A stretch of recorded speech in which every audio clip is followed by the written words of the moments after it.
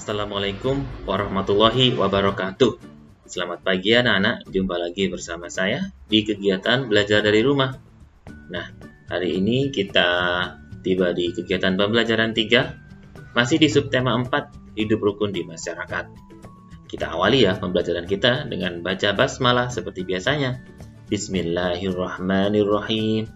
Dengan harapan semoga kita akan mendapatkan ilmu yang bermanfaat.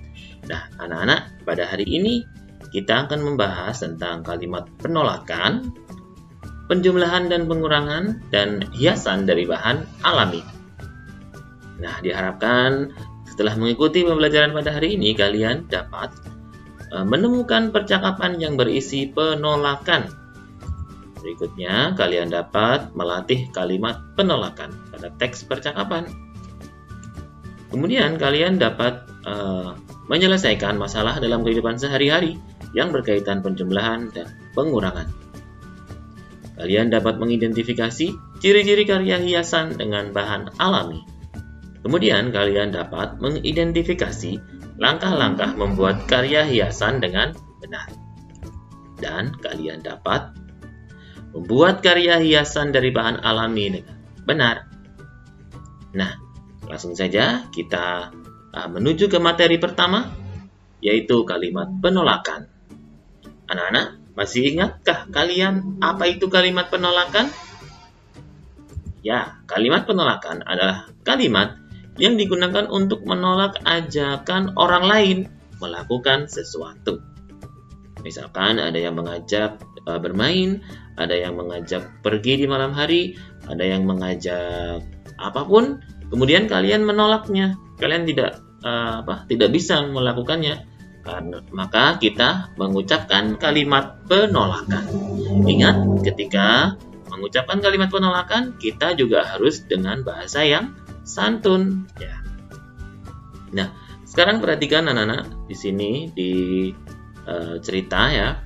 Jadi warga di lingkungan rumah Udin sedang bergotong royong. Ibu-ibu menyiapkan makanan dan minuman. Anak-anak pun ikut membantu. Ada anak yang membantu membersihkan sampah, ada juga anak yang membantu menyajikan makanan. Semua tampak rukun dan gembira. Nah, anak-anak, ini kan kita berada di bulan Agustus ya. Bulan di mana hari kemerdekaan Republik Indonesia negara kita. Nah, biasanya di kampung-kampung, di desa-desa atau di lingkungan tempat tinggal kita mengadakan gotong royong atau kerja bakti. Kalian jangan lupa ikut ya.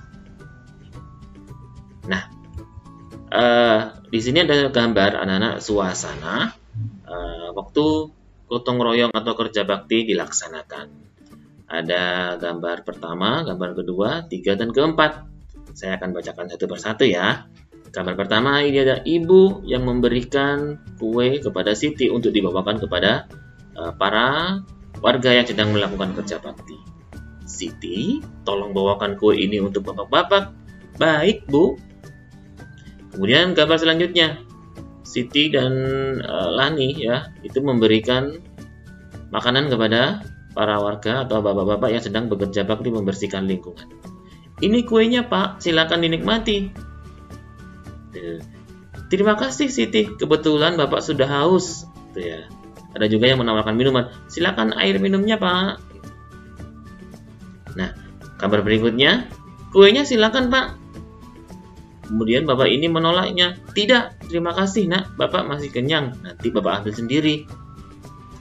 Kemudian di sini ada bapak yang sedang mengambil minuman. Ya.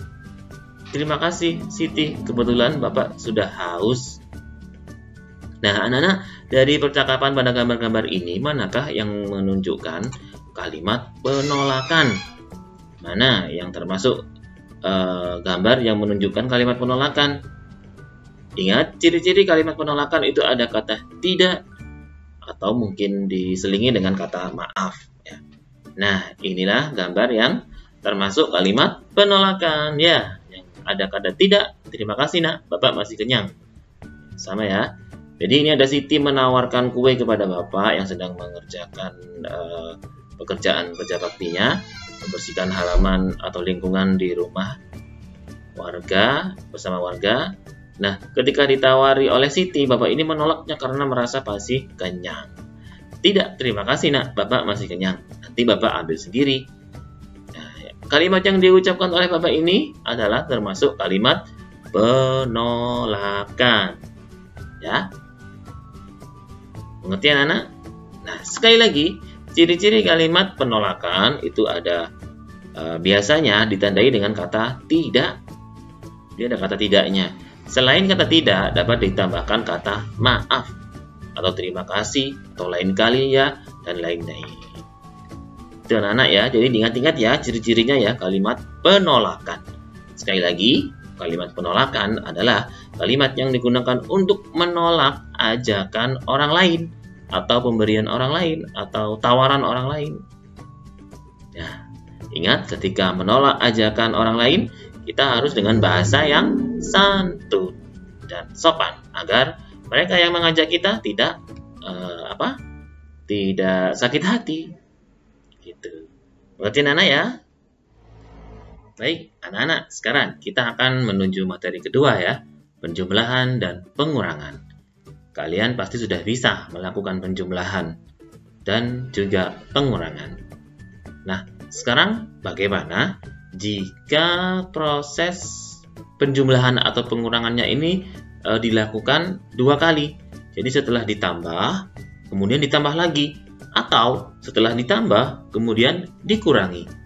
Atau juga bisa juga dikurangi terlebih dahulu, kemudian ditambah lagi.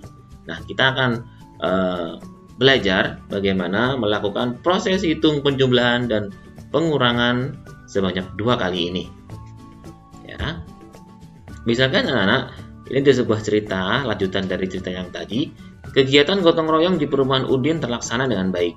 Ibu-ibu menyiapkan banyak makanan untuk peserta gotong royong.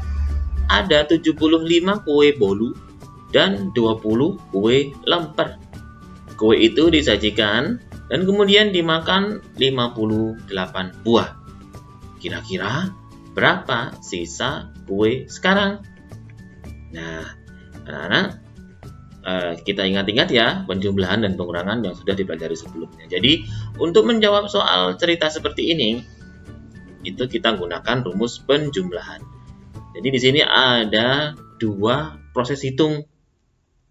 Yang pertama, kuenya ada 2 kan, jadi ini dijumlah dulu, kemudian dikurangi karena ini dimakan maka dikurangi. Ya, jadi 75 ditambah 20 ini adalah jumlah kue awal seluruhnya sebelum dimakan atau disuguhkan atau disajikan. Kemudian setelah disajikan ini berarti dikurangi. Jadi ini dijumlah dulu kemudian dikurangi. Bagaimana ya cara menyelesaikan soal yang ada 2 operasi hitung ini? Ada penjumlahan dan pengurangan, atau kadang juga ada sama-sama dijumlahnya atau sama-sama dikurangi juga ada. Nah, jadi kita hitung dulu yang pertama. 2 bilangan yang pertama ini kita hitung dulu ya. 75 ditambah 20 ini kita hitung dulu. Baru kemudian hasilnya dikurangi 58. Jadi penjumlahan dan pengurangan dikerjakan secara berurutan. Jadi diurutkan ya. Jadi yang pertama dikerjakan adalah 2 bilangan yang awal ini dulu. Jadi 75 ditambah 20 ini kita hitung dulu hasilnya berapa anak-anak ya. Baru kemudian hasilnya ini kita taruh di sini, kemudian bisa dikurangi. Nah, kita hitung dulu 5 ditambah 0 berapa anak-anak? Ya 5 hasilnya ya. 7 ditambah 2 berapa hasilnya? 9, jadi 95. Nah, hasil 95 ini kita taruh di atas sini. Ya, 95 ini kita geser di sini. Kita geser, ditaruh di atas sini. Baru kemudian 95 ini kita kurangi 58. Dari mana 58? Dari kue yang dimakan oleh bapak-bapak yang gotong royong tadi. Ya. Jadi ini kita hitung pengurangan. 5 dikurangi 8 bisa anak-anak? Tidak bisa ya. Maka kita ambil atau pinjam dari angka 9 ini menjadi 15. Kemudian angka 9 ini karena sudah kita ambil 1 maka berubah menjadi 8. Nah, ini kita coret saja biar nggak keliru. 15 dikurangi 8 itu hasilnya berapa, Nana? Ya, hasilnya adalah 7. Kemudian 8 dikurangi 5 hasilnya 3. Ya. Jadi kita tulis sisa kue sekarang adalah 37. Ya. Mengerti, anak-anak? Mengerti? Bisa ya? Jadi ketika ada soal yang meminta kalian untuk menghitung 2 kali seperti ini, jadi kita hitung saja 2 bilangan terlebih dahulu. Ya. Jadi 2 bilangan awal ini kita hitung, karena kalau itu minta dijumlah, maka harus kita tambahkan seperti ini. Kemudian hasil penjumlahan ini kita kurangi pada hitungan kedua ini. Nah, seperti itu. Kalau kita langsung menghitung sebanyak 3 kali bilangan ini kan kesulitan. Jadi kita hitung saja 2 bilangan awalnya. Kemudian hasilnya kita hitung dengan bilangan ketiga. Bisa, Nana? Bisa ya? Berlatihlah di rumah ya, biar tambah pintar dalam menghitung penjumlahan dan juga pengurangan ini.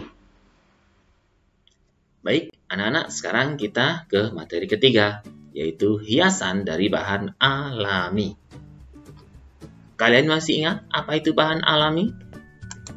Iya, bahan alami adalah bahan-bahan kerajinan yang dapat diperoleh dari lingkungan sekitar dan juga terbuat dari alam, bukan dibuat oleh manusia atau diproduksi dari pabrik, bukan ya, tapi sudah ada di dalam alam kita atau diciptakan oleh Tuhan Yang Maha Esa. Nah, anak-anak, kalian sebelumnya di pembelajaran 1 sudah membuat sketsa, bukan? Ya, sketsa berupa burung merpati. Ada kemarin yang membuat sketsa ikan, ada juga yang membuat pohon, ada juga yang membuat binatang lainnya. Tidak apa-apa, karena kemarin sudah saya sampaikan bebas sesuai dengan imajinasi kalian. Nah, sketsa yang sudah kalian buat ini, hari ini akan kita mulai hias dengan menggunakan biji-bijian. Nah, ingat, biji-bijian adalah bahan alam, karena biji-bijian itu diciptakan oleh Tuhan atau tersedia di alam. Nah, caranya, kalian siapkan dulu kertas karton putih ya yang sudah kalian gambar.